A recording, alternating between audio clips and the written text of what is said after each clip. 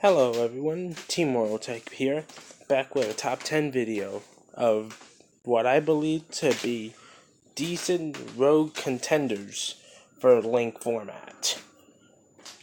If some of these decks may go into the extra deck, occasionally some of these decks may rely on the extra deck but only need just that one extra deck slot, and some of these decks don't need the extra deck at all. For example, take a look at our number 10 choice, Dinos. Dinos are amazing, seemingly powerful for easy OTKs, in the form of Ultimate Conductor Tyranno, True King of all Calamities, all these crazy Dino variants. When I put Dinos as number 10, I also include True King Yang Zings as a variant to consider as well. I find them both equally powerful as a deck.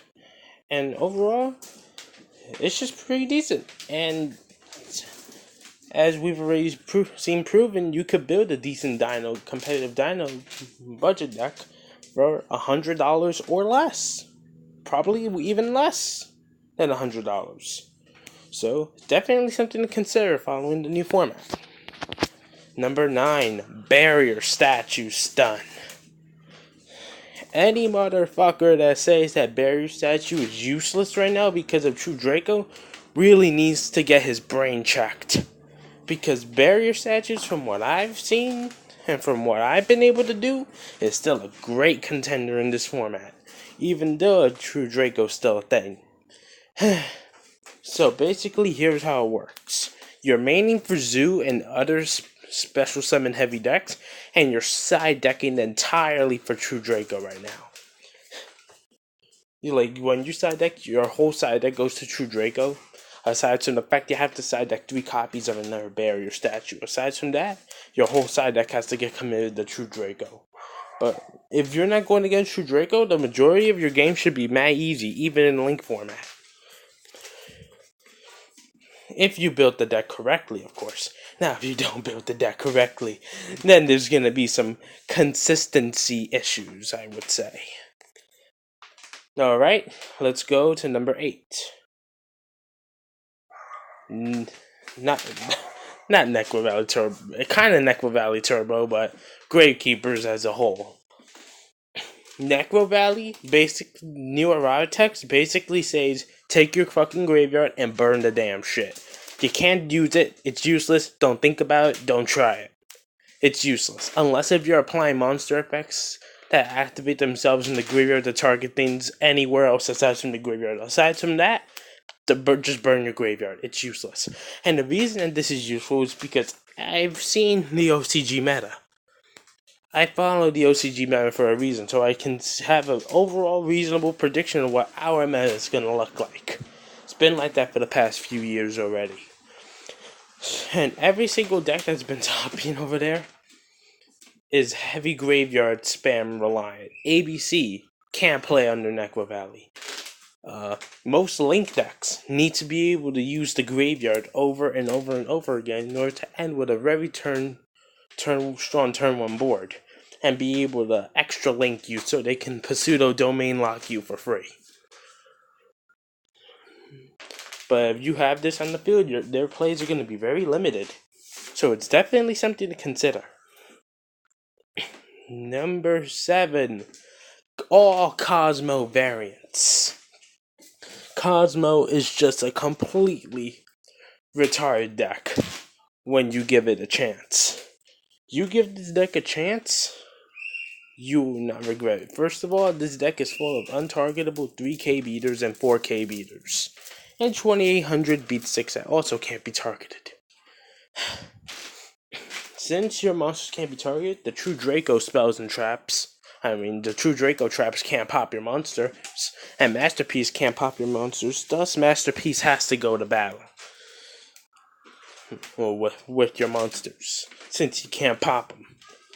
And for the most part, if you built the deck correctly and you play it correctly, you should be able to run over Masterpiece for the most part.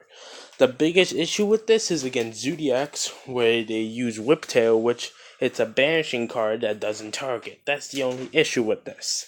But once Zoo officially dies, I could see Cosmo being a really huge contender. True King Cosmo, Fire King Cosmo, Metaphos Cosmo, Cosmo Artifact Demise, Cosmo Demise without the artifacts, Cosmo Artifacts without Demise. Pure Cosmo is also a pretty decent option if you don't want to throw in any wacky variant in there. It's just something really good to try out altogether. And if you were smart, like some of us, you picked up cards like Tin Can and Mojo ahead of time.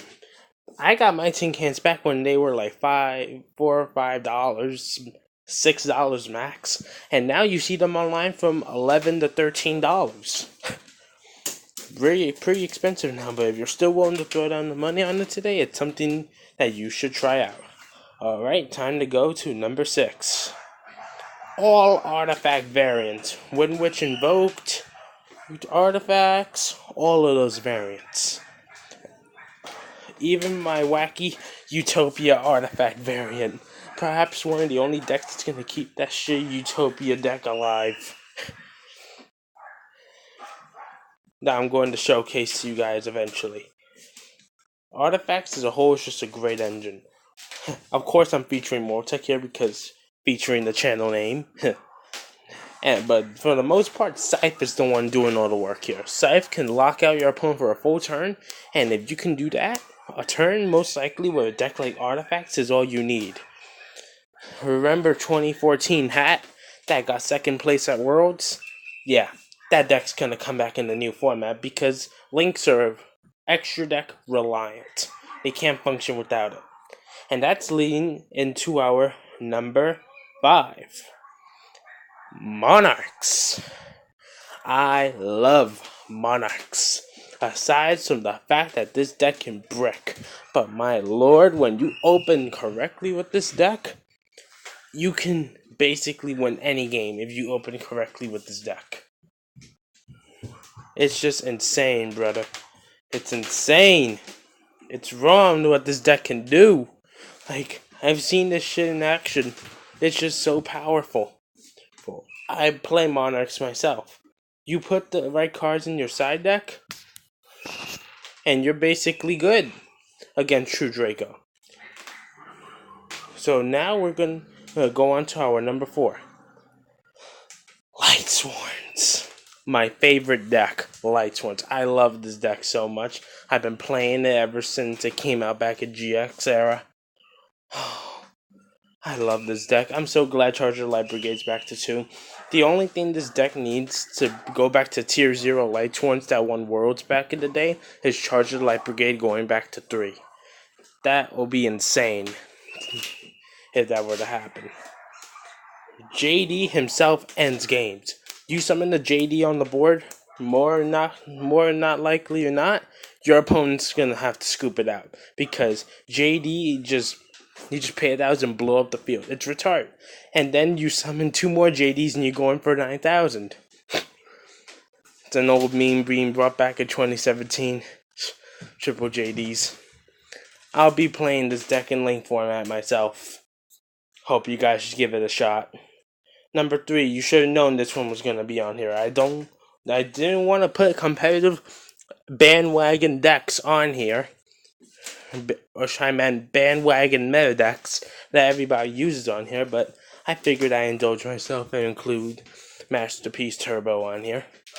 Masterpiece Turbo includes the Wind Witch Invoked variant with True Draco. All of his variants are included. True Draco Zoo, all that. More than not likely, True Draco Zoo is going to be the best form of Zoo in the new format. So, I don't need to explain much about this. Number 2, Counter Fairy.